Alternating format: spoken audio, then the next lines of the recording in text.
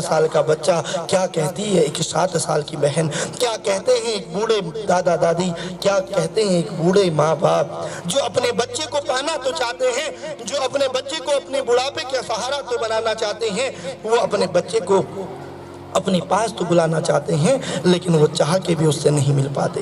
वो छोटी सी बच्ची जो माँ से बार बार कहती है, वो छोटा सा बच्चा जो माँ को बार बार कहती है कि माँ क्या मेरे पिता इस बार दीपावली में आएंगे, क्या इस बार हम अपने बच्चों के साथ दीपावली मना पाएंगे, क्या मैं दोस्तों के साथ अपने पिता के साथ दीपावली मना पाऊंगा। वो बच्ची माँ से जब बार बार ये क्वेश्चन करती है तो वो माँ निरुत्तर रहती है, वो माँ उत्तर नहीं दे पाती, लेकिन फिर भी अपने बच्चों के लिए वो भूखे प्यासे रह के भी उनको खाना खिलाती है। वो रात को कभी कढ़ाई में सब्जी बचना हो ना हो, वो भूखे प्यासे सो जाती है, पानी पी के सो जाती है, लेकिन फिर ऊर्जा के साथ एक नई सुबह अपने बच्चों को आगे बढ़ाने के लिए लड़ती है। लेकिन उसी समय बॉर्डर में खड़ा एक जवान जो देश की रक्षा कर रहा है, जो बॉर्डर में खड़ा है लेकिन देश की आवाम के लिए आना चाहता है, वो अपने घर बच्चों से मिलना चाहता है, लेकिन देश की रक्षा के लिए आ नहीं पाता। वो बच्चे जिद करते हैं और माँ बाप से पूछते हैं, दादा दादी से पूछते हैं कि वो जवान, वो पिता कब लौट के आएगा।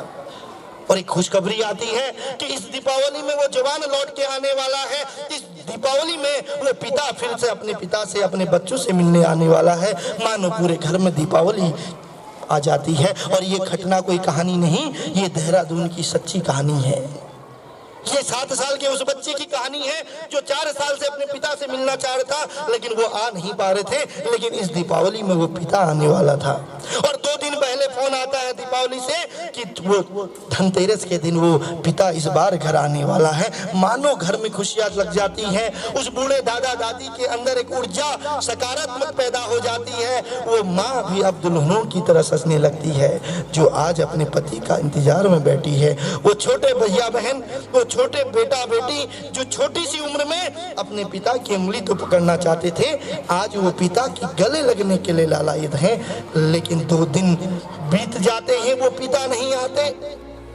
और एक अचानक रात को फोन आता है और वो बूढ़े दादा दादी उस फोन की ओर जाते हैं। तभी एक संदेश आता है कि वो देश का जवान जो घर आने वाला था, वो देश का वीर पुत्र जो इस दीपावली में अपने बच्चों से मिलना चाहता था, कुछ आतंकवादियों से लड़ते लड़ते देश की रक्षा के लिए शहीद हो गया।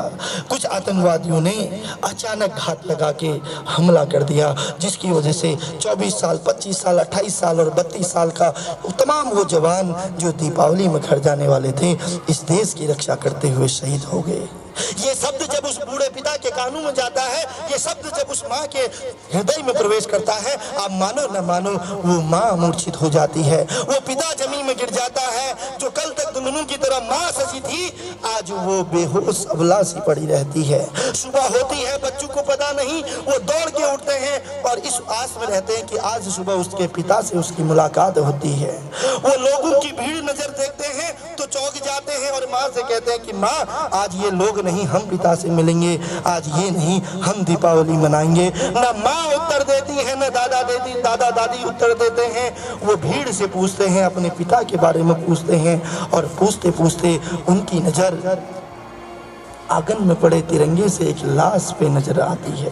वो बच्चे कुछ बोले उससे पहले तिरंगे से लिपटी एक लाश नजर आती है। वो बच्चे दौड़ के उस लाश के पास जाते हैं और समझ जाते हैं कि वो उनके पिता हैं और वो उस तिरंगे से लिपट जाते हैं। कल तक जो माँ दुल्हनों की तरह सजी थी, जिसके हाथों में चूड़ियाँ थी, जिसके मांग में सिंदूर था, न आज वो हाथों की लाली रही, न वो मांग का सिंदूर रहा। आज वो माँ जो अपने पति से मिलना चाहती थी, आज वो बेहोश सी पड़ी है। और वो पिता जो कल तक अपने बेटे के इंतजार में खड़े थे, आज वो मूर्छित से पड़े थे, क्योंकि उन्होंने अपने बुढ़ापे की लाठी को टूटते हुए देखा। वो बच्ची कहती है कि माँ, मैं समझ गई कि हम अब कभी दीपावली नहीं मना पाएंगे। मैं समझ गई माँ कि अब तो पहले से दुल्हनों की तरह नहीं समझ पाएगी। मैं समझ गई माँ कि हम और बच्चों की तरह अपने पिता के गले नहीं लग पाएंगे, हम अपने पिता को नहीं बुला पाएंगे। वो बच्चा कहता है कि माँ, मैं समझ गया, मैं अपने दोस्तों की तरह अपने पापा को पापा नहीं बोल पाऊंगा।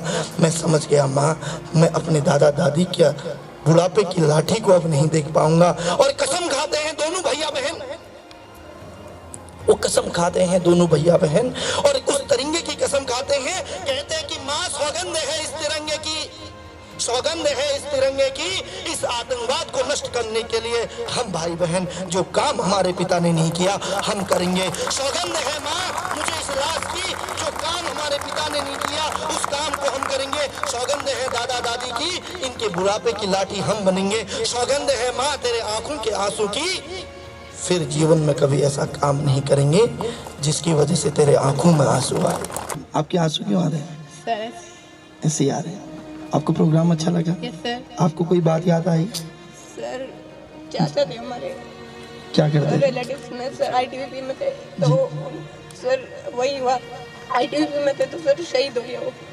तो इसकी रक्षा करते हैं। Yes sir. कितने बच्चे हैं बेटा उनके? सर अभी शादी नहीं हुई थी। शादी भी नहीं हुई थी, मतलब 25-26 साल के थे। Yes sir. घर में कौन कौन है उनके? सर घर में तो सर अभी सर बहनें हैं, 2 बहनें और सर एक भाई है, और सर वो मतलब मेरे मौसी के ही वो देवर है ना अभी, तो सर वो तो शहीद हो गए। तो सर फिर सर मैं सर काफ़ी अजीब सा ही लगा सर जब आपका प्रोग्राम देखा तो अंदर से। तो बेटा आप कहीं ना कहीं उस आतंकवाद को नष्ट करने के लिए जब आप बड़े हो जाओगे इस चीज़ की प्रतिज्ञा करते हैं कि आप जीवन में कभी नशा नहीं करेंगे, कभी नशा नहीं करेंगे। और सर जो नशा करेगा उसके खिलाफ भी आवाज़ उठाएंगे। मैं कहना चाहता हूँ एक शहीद का छोटा सा परिवार अगर इतना सोच सकता है तो SGRR में पढ़ने वाला बच्चा क्यों नहीं बदल सकता? फिर जो हमारे दोस्तों के साथ नशा करते हैं वो इस आतंकवाद को नष्ट करने के लिए उस नशे रूपी राक्षस को नष्ट क्यों नहीं कर सकते? वो अपने माँ बाप की दीर्घायु की कल्पना क्यों नहीं कर सकते? वो एक अनाथ को बचाने के लिए आगे क्यों नहीं आ सकते? और दुख तब होता है जब बूढ़े माँ बाप सड़कों पर पड़े रहते हैं, वृद्धा आश्रमों में रहते हैं। हम बड़े हो जाते हैं लेकिन उस माँ को दरकिनार कर देते हैं, उस माँ को बड़ी महफिल में अपमानित कर देते हैं। हम नशे में इतने पागल हो जाते हैं उस माँ के ही टुकड़े कर देते हैं। जिस माँ ने हमें पाला था उस माँ पे हथियार उठा देते हैं। जिस पिता ने हमें गोद में रखा था उस पिता के ऊपर कुल्हाड़ी से वार कर देते हैं। ये कैसी औलाद पैदा हो रही है? ये कैसी 21वीं सदी है? ये कैसे युवाओं की दशा और दिशा है? तो केवल इन बातों का आप ध्यान रखिएगा। तो अपनी वाणी को विराम देते हुए केवल इतना कहूंगा कि वो पथ क्या पथिक कुशलता क्या जिस पथ में बिखरे शूल न हो, वो पथ क्या पथिक कुशलता क्या जिस पथ में बिखरे शूल न हो, नाविक की धैर्य कुशलता क्या जब धाराएं प्रतिकूल न हो, जब धाराएं प्रतिकूल। बोलो बेटा क्या नाम है आपका? कृतिका। क्या क्यों रो रहे बेटा? आप क्या नाम बताओ बेटा? मेरे पापा भी आर्मी में, तो मतलब आपने जो लास्ट में बोला तो मुझे अच्छा लगा बहुत। और पापा जी आर्मी में हैं आपके? ओके। अब बहुत दूर है, मतलब गुवाहाटी साइड। गुवाहाटी में हैं। कितने भैया बहन हो आप? 3 है, 2 बहनें और 1 भाई। आप बड़े हो? सबसे पहले बड़े हो? और मम्मी घर में यही है, गांव में है? यही है। पापा जी से बातचीत होती रहती है? पापा कहते हैं अच्छे से पढ़ो, अच्छे से पढ़ना है, ठीक है ना बेटा? छोटे भाई बहनों को भी बढ़िया से पढ़ाना है। क्या संदेश देना चाहते हो आप? मैं ये कहना चाहती हूँ कि मतलब नशा नहीं करना चाहिए और अपने देश के लिए आगे बढ़ना चाहिए। अब सब ये मतलब आर्मी में नहीं जाना चाहते लोग, इंजीनियर या मतलब बड़ी पोस्ट में ही मतलब लोग मतलब वो बोल रहे महत्व दे रहे। तो मैं कहना चाहती हूँ कि आर्मी की तरफ भी जाए और अपना सहयोग दे अपने भारत को, देश की रक्षा के लिए। जोरदार तालियां हमारी छोटी बहन के लिए। थैंक यू बेटा, थैंक यू।